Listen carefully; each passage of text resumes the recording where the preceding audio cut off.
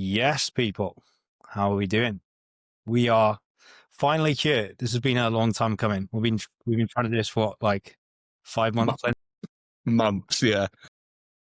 We finally got It it. is the Rice Cakes and Rambles podcast. We're going to go in UK's number one already. already. Confirmed. It will be.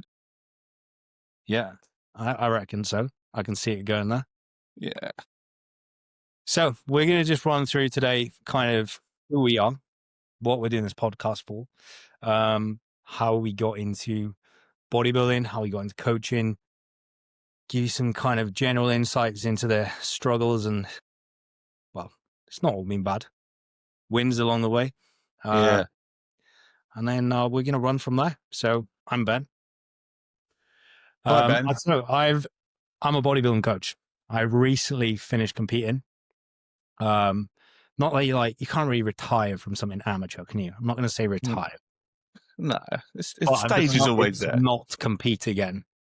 Yeah. And not put myself through what I've put myself through for the last 5 years. Because I'm very much now wanting to go all in on coaching, and we'll get into kind of why I pulled back away from it and my reasons behind it later on, whether it's this podcast or the next episode. But that is me, Clint. So my name's Clinton. I am an online coach. I am a bodybuilder currently, 6th in Britain. I have you know, men's physique tall. I'm kind of a big deal. Coach for me. Yeah, coached by Ben. Yeah, the best coach in England on the best podcast. You know, this is what we do.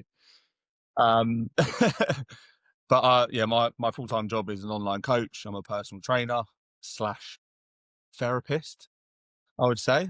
Is that a good?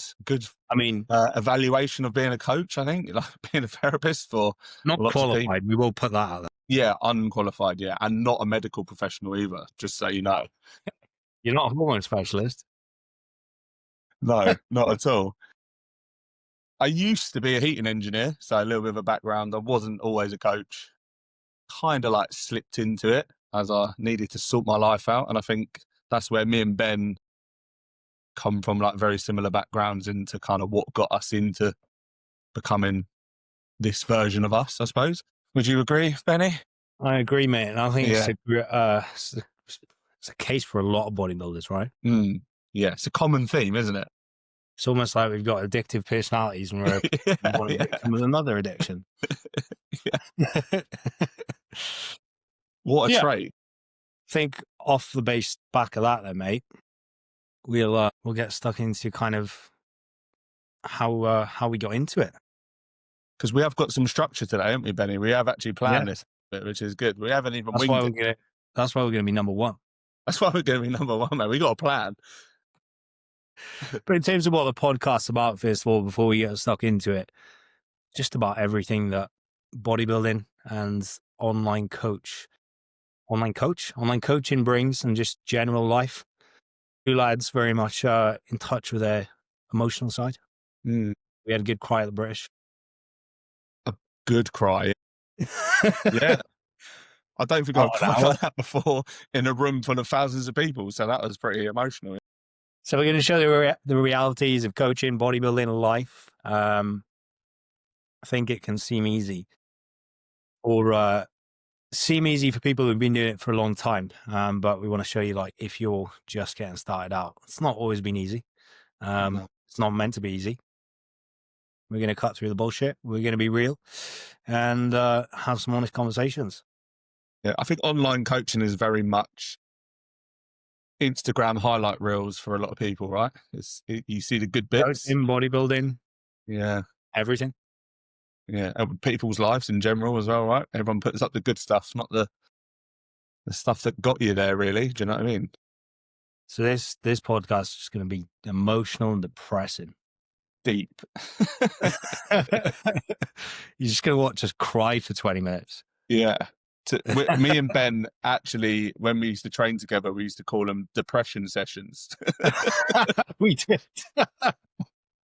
Clint used to drive 5 hours down to Wales for a depression session.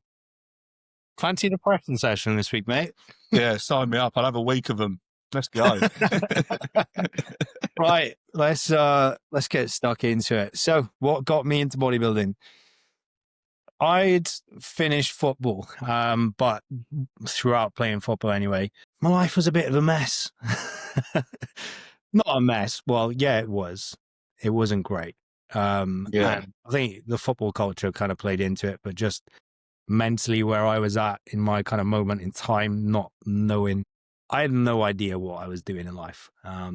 My friends went off to uni and I was just working shit jobs that I hated, working for Asda, working in a car garage, fucking delivering for Euro per car, is it?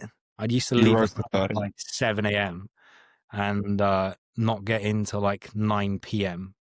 Oh, falling asleep at the wheel. But basically, I just used to work shit jobs I hated in a week and then go out every single weekend and get absolutely slaughtered. yeah. And yeah, And you were good at it. I wasn't in a great place mentally. And then lockdown came. I actually started bodybuilding in lockdown. Lockdown made me worse. Yes. I was just getting fucked all the time. Retweet, yeah.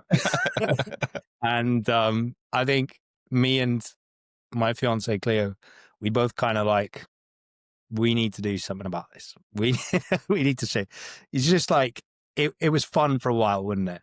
Yeah. But then Yeah. you're like, oh, I'm sitting in my garden at Tuesday, 12 o'clock in the afternoon, and I'm fucked. So Yes. we both decided to get stuck into bodybuilding. And it was very much something that fucking I needed but didn't realize. I think partly replacing football, because when you finish, like I've always played some sporting capacity. Was it a good level football you played at? I've never really asked. Semi-pro? Oh, Not bad. yeah, decent enough. Yeah. Yeah. So I played football, I competed in weightlifting, I was always doing something, and then that had me a little bit lost as well. So that replaced the football side of things. But also as well, I needed something that gave me discipline, structure, just basically getting me to lock the fuck into life. Yeah.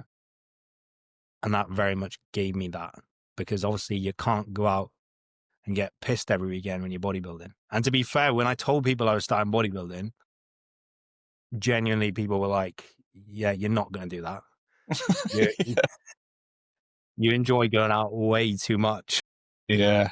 What you with the least discipline, you're going to do the most disciplined sport ever. Yeah, no worries. But I know people say it all the time, but it genuinely changed my life. Yeah. And we'll get stuck into kind of like the coaching aspect, and actually like it wasn't just bodybuilding what made me get stuck into coaching, it was my kind of experiences. We'll get stuck into that, but from a bodybuilding, from a kind of job perspective, and give me direction, knowing what I wanted to do, and just something to have a focus on, it actually changed my life. I can say that hand on heart. Yeah, I agree. So enough about me, mate. Tell me about you. So yeah, basically what Ben just said. No, it is very similar, to be honest. I was very lost in terms of like drinking, drugs and stuff. So actually, when I was younger, when I was like 14 probably, I was training. I was probably the only kid at school. Me and my mate Joe, we used to go to the gym. We used to do biceps, abs, and pull-ups, I think, and that was it. But we smashed it, and we kind of like I loved the discipline of it. I actually did have focus. Like when I focused on good things, you know what I mean? And then as I got a little bit older, I like did the odd festival, you know, dabbled with some drink and drugs. And then like just year on year, I just progressively got worse, I would say at that. I was always quite fit though. Like I would do motocross, like I did sports, I did kickboxing, but in between was just whatever I wanted to do. You know, nutrition was terrible. I went out drinking. I went out doing drugs, you know, like that was it. That was the kind of thing we done. And then I won 100 grand on a scratch card, which pretty much stopped my gym altogether because I made it. I made it. Didn't even need to go gym anymore. And then, yeah, just got worse, to be honest. Like, I didn't know. You don't know though, do you? When it gets progressively worse, you don't see it. It's not a big change. Like, I didn't just go from not hardly drinking to drinking 4 nights a week. It happened over a few years. And obviously just the circle I was in, that was what we done, right? On a Tuesday, you're getting a call, right, who's coming pub after work? Yeah, me, definitely. That's what we do. I'm from like quite a small town, so you hang around with the same people. There's not too much to do. Like, bodybuilding wasn't a thing where I lived, you know what I mean? I didn't know anyone who did bodybuilding comparatively or was even in good shape, really. So I didn't really get to see that way of life. And I was also doing a job, like being a heating engineer was something that I knew I didn't want to do forever. It was a good job, but it brought me no fulfillment. Like, I was good at it as well, which was weird. Like literally, I was really good at it. Like, people would choose me. Like, I was the head engineer at my brother's company. Like, my installations were amazing. I taught all the lads who worked there, but I still didn't have that drive. Do you know what I mean? That passion for it. I didn't want to do it. I didn't want to get up in the morning to go and fit a boiler. Didn't bring me any fulfillment. And as cringy as it sounds, I always felt like there's something more for me. I don't know what it is yet, but I feel like something more is there for me. And drinking just got really bad. I just had some stupid things, like at a festival, woke up in hospital, and I was like, "Phew, things are going to have to start changing around here, I think," because I feel like, You do get. I had one of those moments where I was like, "What the fuck am I doing?" yeah. And my best mate Joe was like, "You need to sort this out, mate. Like, do you know what I mean? Like in the nicest possible way. You can't be doing this anymore." And actually, a similar thing, I was like, "I'm not going to drink for a year then," and everyone was a bit like, "Yeah, go on, then. You don't drink for a year." And I was like, "Hey, I'm going to do it." And I even started in December, like when all the events are coming up, like all the good ones. Um, I signed up to a coach. I was like, right, accountability. I've got to have something to do. And this was just in lockdown because I had to buy some dumbbells off of like Facebook Marketplace or something like that to like get started, like a bench and stuff. And then that was it. Yeah, I did more than a year no drinking. Like, smashed it. Just like literally went the other way. Just went from being like the least uh disciplined person ever to like just locked in. Yeah. Absolutely locked in. And then that was it. That was what got me on my journey, I suppose. Yeah. Yeah, I was the same. Well, just so happened that when I started prep, it was obviously in lockdown, and then I think we were meant to be coming out, and then we went into a second one. Yeah. So like my show got delayed, and I ended up spending like over 30 weeks on prep. Didn't really have a choice. What a good first experience of competing as well. My first 30 weeks. experience was not good, No. but it is mad how many people use bodybuilding or a physique transformation. It's not, totally exclusive to bodybuilding. Like, people, whether Yeah. it's a photo shoot or getting locked in, like how much it sounds to find themselves. Yeah. Do you know what I mean? Mate, Like, it and I does. think that's like, it comes from the fact that it just feels like it gives you control when you're like, your life feels Yeah. chaotic. Yeah. Yeah. It was something my therapist said, actually, is you are someone who likes being in control. When you look back through my life, when I had control, I'm good. And when I lose it is when I'm reckless, right? So bodybuilding gives me constant control over all aspects. So as long as I'm feeling in control, I'm winning. Like, I'm there. It was when I was lost control, and it was like I could just go the other way. There was no middle Yeah. ground. And I've been like that with a lot of things, not just drink, food, relationships, work. It's a trait, I suppose. Yeah. Yeah, Yeah, man. Absolutely. So I think we'll touch upon, like, obviously I've just said that my first experience, it wasn't just getting to the early struggles, and they're kind of like what we've learned on that first. introduction, I guess, to bodybuilding prep. I don't know if like yours is the same as mine, but my first experience was was savage. Um, I already know. yeah. So I think first of all, like just on the kind of like the things that a lot of people struggle with is like the comparison. When I first started, and I was like, right, I'm gonna bodybuild, and I started, and I fucking like I remember sending my first check-in photos, my videos. The video awful. They're hard, aren't they? They are hard to watch. I just remember I can feel how I felt at the time. Yeah, Like I was fucking burning up inside. Like I do not want to send these to my coach. yeah. That is so far out of your comfort zone, isn't it? From what you've Fuck been yeah. doing. Yeah. And I was just like, I think it must have been for like fucking months after I started, and I was like, yeah, I'm going to bodybuild. Every day I was like looking at other people on Instagram who are already bodybuilding. I was like, there's no fucking chance I'm going to get that. Absolutely no chance. Yeah. And that almost like killed, and I was bad at it throughout prep as well. And it kind of killed my enjoyment Mm. a little bit. And I don't really know how I got out my own way of it. I think it just kind of happens over time as you start to prove to yourself by doing the shit that you're actually right there, and you Yeah. are there. Do you know? I But think you learn the more you learn, the less you realize you knew about it as well. Like you had unrealistic expectations of what you would probably get like in a few months. Like, yeah, does that make sense? Do you know what I mean? Like you probably looked at these bodybuilders and either thought, I'm either going to get like that really quick or it's impossible, which is both unrealistic if you just keep doing what you're doing. but yeah, in your head you're like, I'm gonna look like this guy who's been doing it 5 years, and then you get like a few months into prep, and you're like, oh. But that was my own fault because I didn't do any off season. I was just fucking. Yeah. I was that person that I talked down from prep now. Like, Yeah. no, we need to do an off season first. I was just, no one could have told me different though. I was like, I'm going to Yeah. fucking do a prep. And realistically, I should have spent time building. And maybe that would have given me kind of a better chance to establish who I want to coach me. Because my first Yeah. experience of coaching, it wasn't great, I'll be honest.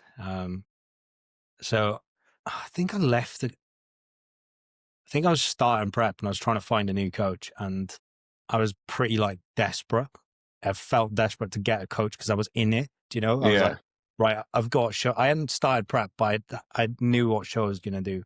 So I You was like, felt like you're wasting time if not. nah. Getting. And it was just kind of like I didn't really look much into different coaches, etc. Do my kind of, what's the fucking word I'm looking for? Research. Yeah. Due And diligence. I just went with IFBB Pro. Yeah. Yeah. And I had my plans sent to me within 30 minutes of signing up, which instantly red flag. All plans were on an email. The diet, the training, it was just on an email. Well, there's no right or wrong way to do things, but it wasn't great. And I paid like $1,000 up front for it.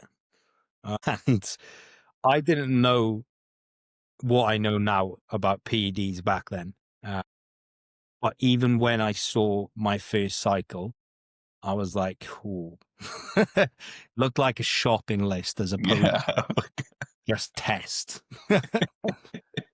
And I remember like my heart sinking because I just paid that grand up front. But I didn't want to say to Cleo, like, fuck, this looks like a lot of drugs Yeah. because I've just paid £1,000. Yeah. So me being me, I just did it. No questions Like, asked. I don't want to say, so I'll just get stuck into it. He must know what he's doing. And I pretty quickly didn't feel great. Yeah, shocked. Because it was way too much for me to start on, way too much. There was things we utilized in it, such as like Arimidex, and was using a lot of it, so that crashed my estrogen. And I was I was struggling to walk up the stairs. My knees were so dry, bro. I couldn't bend my knees. And it just got more every single week.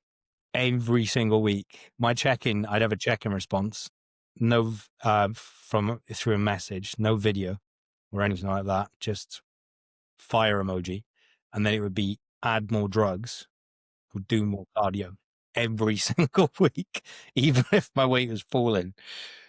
So that was that. That was one part of it.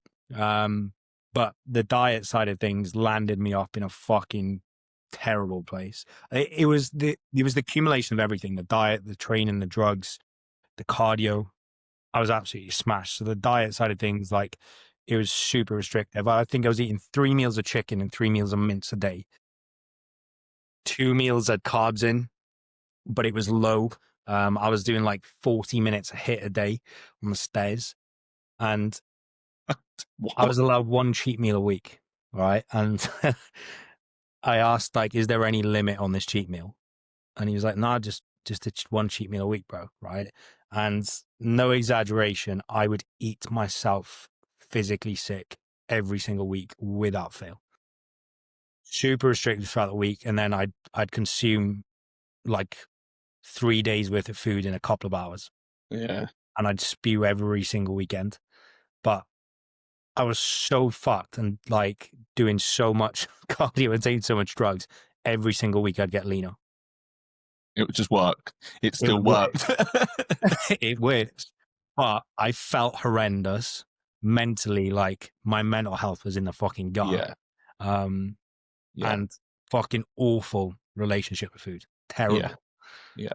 Like, You've had every single extreme of bodybuilding there, haven't you? In one go. Your first just straight experience away. was too low food, too high drugs, cheat meals, and no emotional support with any of it. Just fucking do more. Like Not that is a good, mate. one-way ticket to not enjoying it.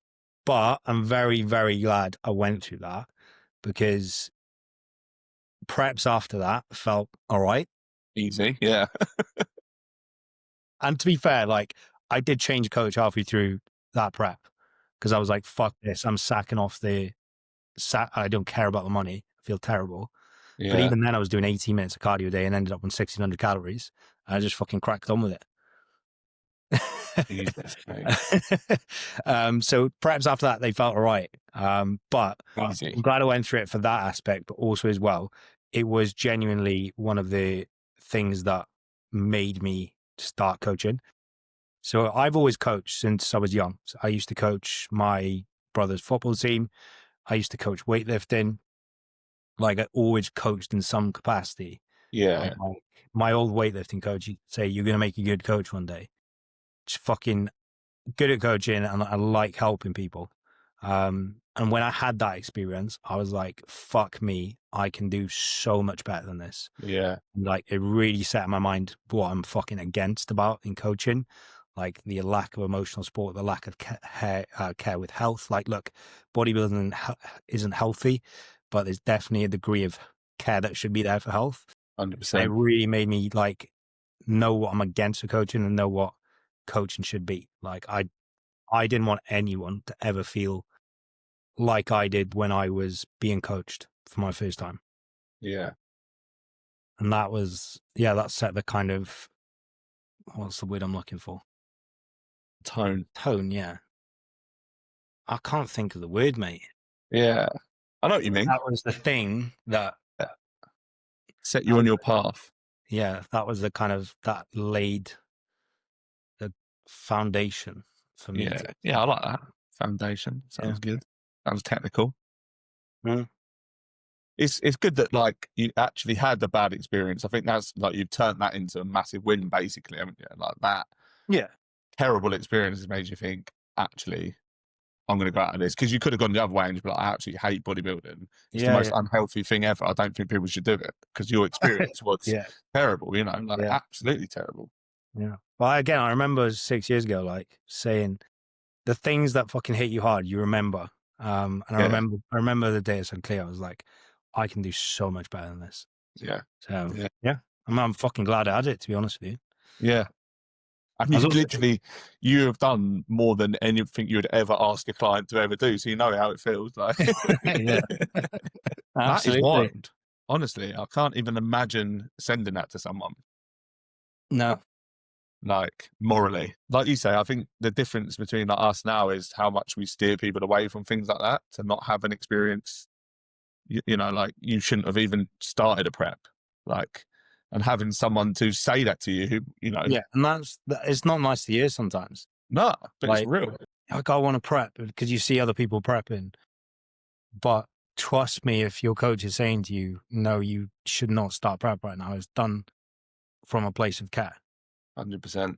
Because I also I did all right in my first time at show. Like I came second, but I got to that stage and I was very much like not too Yeah, happy.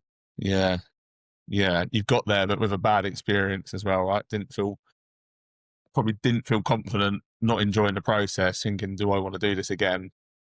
Yeah, and I just wasn't happy with how I looked. How you looked, yeah, It's because you're not going to look awful. Yeah, That's not a great feeling when you've fucking prepped 30+ weeks. yeah. 30 weeks as well. Jesus. What was your experience like, mate? Mine was a lot better, to be honest. So my first coach was just like a copy and paste plan guy.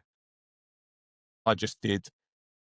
I just did what I knew how to train. The meal plan was like 1 chicken breast and rice. I was just like, there wasn't even like a measurement on it. I don't think it was just like, okay. So, and it was on a Word document. Do you know what I mean? Like basic, but what I used it for was checking in every week, like sending my photos. And I pretty much got the same response. I was on no drugs at the time, but it was like, up your cardio, mate. And you know what I mean? Like, all right, sweet, let's do it. And it was like a 10-week thing. And I just did all my own training. I started running. I just used to run. Like I didn't even track it. Like I didn't have a watch or nothing. I just moved loads, didn't overeat. And obviously wasn't drinking. So the change was pretty like quick. So yeah, I did all right actually. And I just needed the accountability. But again, I wasn't prepping. So that was just like my first diet. Which I was under eating. Like when I look back now, I was probably having, I don't even know if I actually worked it out, 1,700 calories or something like that. Like it was low, you know, I didn't know. There wasn't even a calorie target. It was just like have egg in the morning or something like that. Do you know what I mean? A squares bar. I had a squares bar, which was nice. You know, that was cool. Bodybuilding. And then, yeah, hashtag bodybuilder, bro. And then, yeah, just like a chicken and rice. And then that was it. And then one without it. It was like basic. And then after that, I started to actually get into bodybuilding. I used to watch it a lot on YouTube. That was actually what kind of got me into it. So I used to follow, like, obviously the old school, like Ross Dickerson and people like that. They kind of got me into it a little bit. And that was when I started following like Josh Bridgman, Brightman, Tom.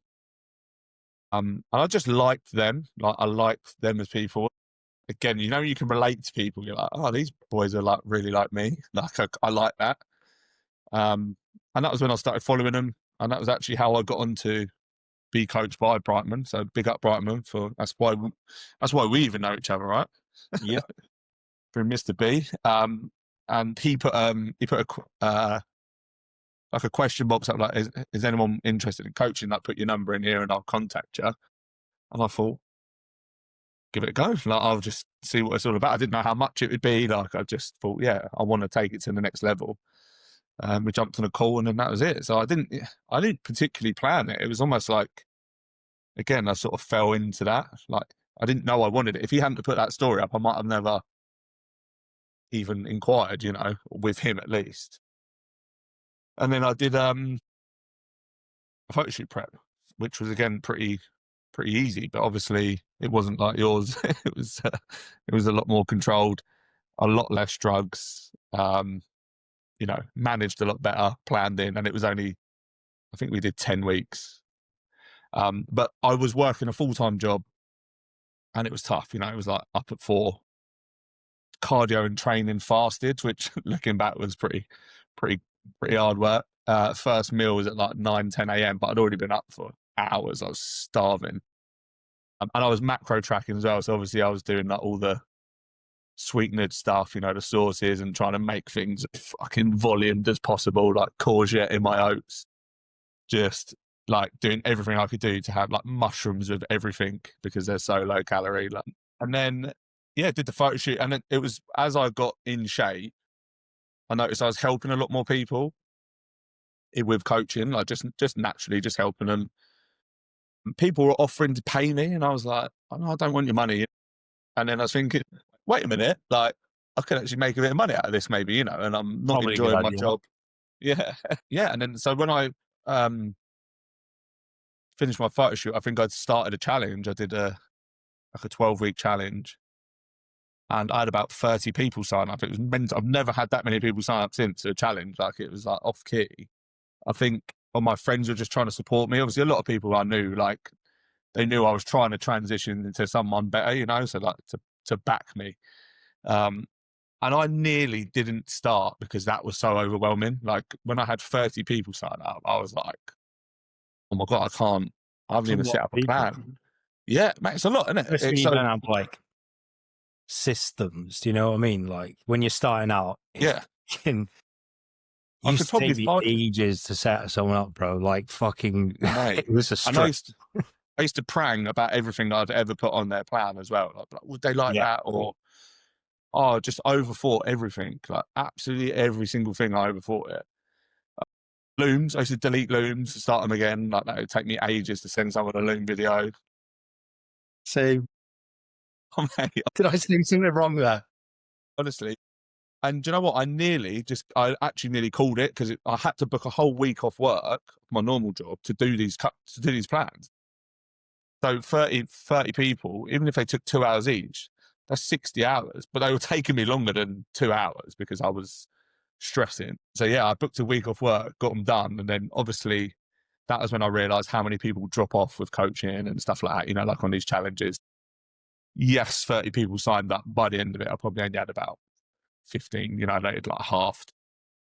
Like I say, I think people were just supporting me as well. They didn't particularly want to do it. They were just like helping me Don't out. really So want to be in shape, but he's a nice guy. yeah, yeah. So it's cool. So that was nice though. Again, so you know, it kind of showed me that there is something else out there, I suppose. Like, and people, because it's kind of like why me, innit? Like, why would someone choose me? I think even now, I still think why me? Like, why have you? Do you know what I mean? Like, why you chose me? Like, which I love as well, but also like a bit of pressure, right? And as you become a better coach, I think your level of clients improves. So like that bar is always a bit higher. So you'll get somebody like, why me? Like they're already There's there. always Like, pressure. yeah, Pressure means you care. yeah, 100%. 100%. I sent someone a training plan last night, Matt, and I'd done him like a 15-minute loom on what I'm like. It was just a training plan he wanted, like a friend. I actually thought after, I was like, I've put so much effort into that, and all he wanted was just like a straight plan. Do you know what I mean? And I was like, oh, God, maybe I care too much about this. Should have just done what I had and just copied and pasted an email over. Well, I'm gonna get you to forward me that, and that's what I'm gonna do from now on. That was savage. That was savage. Talk about fatigue. I was doing 6 sessions a week. Is it? It was like 12 exercises in a session, 4 sets every Yeah. exercise. I was gonna say 4 sets as well. Yeah, 4 sets every Yeah. exercise, and every last set was a double drop set. Out Yeah. fatigued me, bro. yeah. How were your joints? What joints? Yeah, I didn't have a joint. Yeah, that's probably. You know, your knees are really bad now. I reckon it was Probably that that. plan. Yeah, not ideal. No. But yeah, my experience was nicer than yours, I would say, Ben. So Yeah, yeah, sounds it, mate. yeah, and then that was how I then got into bodybuilding, right? Because it's like I think once you've done one thing, you don't. I didn't want to then do a photo shoot again. I wanted to go the next level, and I felt like the only thing was to compete. And that's going all right. 6th in Britain, mate.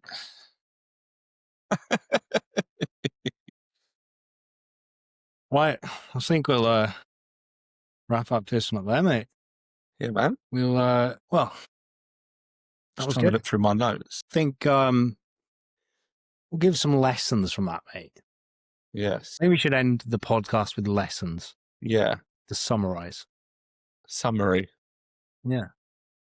All right. Well, I think people think that they go into it and everything will be smooth. Mm. It won't be. No. You'll have a lot of moments of self-doubt. you'll not know how to do everything, and you're not meant to know how to do everything because you haven't done it before. Mm. But it definitely does help if you have a good coach. Do your research. Don't just dive headfirst into getting a coach because of their status or because they've competed. Don't get me wrong. There's a lot of good coaches that are also competitors. I've coached and competed at the same time too. But the mistake I made was diving in just because it said IFBB Pro. Like, speak to their clients, see, what that level of care is. And I think you can see that, how it's put across. And people's work ethic is very much, you can see that on socials these days, right? Yeah, for sure. You can see that. If you follow someone for a little while as well, I think you can gauge it a lot better. Don't just find an Instagram, that looks lit, because I think a lot of people are really, really good at Instagram nowadays as well. Like, and they're so good at getting new clients in. Like, how are they treating their existing clients, right? Yeah. Absolutely. Yeah.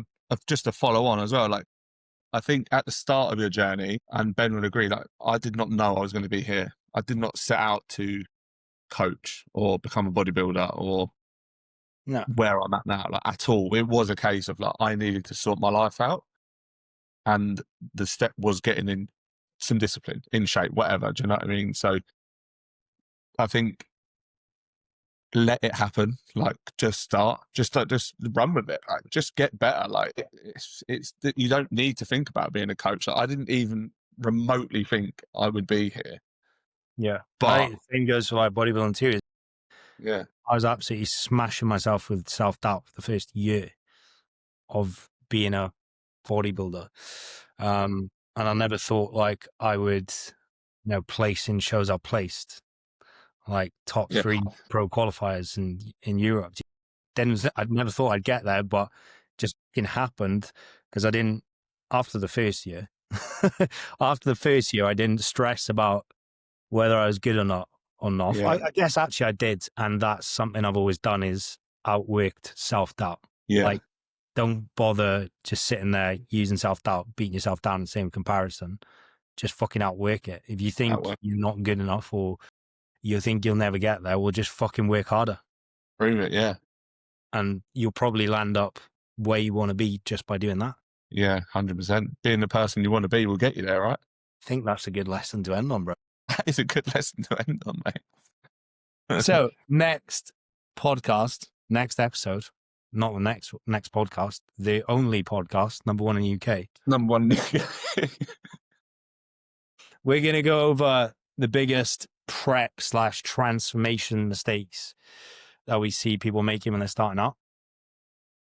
We'll also kind of dive a little bit into how to choose a coach. Yeah. Topic. For sure. And we'll also red flags. Red flags, yeah. We'll go with red flags. Coaching red flags. We'll also put a question box up to see kind of what you guys want to go over, want us to go over. Not you. You can't go over it. We can. We can. We can go over it. So we can go over it. And in order to do that, well, you can find me at BRM_. That's like the line on the bottom. Condition code. Just type in BRM. I think there's only one BRM. There is only one BRM. That's where you can find me, Clint. And I am CC_fitness with 6 S's because someone had already had CC fitness. So it's just bro. It's like it's meant to be. It was meant to be, mate. Literally. Team CC as well, right? Together. And I think with your questions, make them a bit nitty gritty. Like, me and Ben are emotional guys. We get it. Like, so, don't just ask us what the best training split is. Make us cry. Yeah, it makes us cry. Yeah. Sweet. Thank you for tuning in. What do we say? Like, share, comment, subscribe. Yeah, subscribe. Yeah. Do all that. Rice Cakes and Rambles, mate. UK's number 1 podcast. UK's number 1 podcast. Peace. Peace.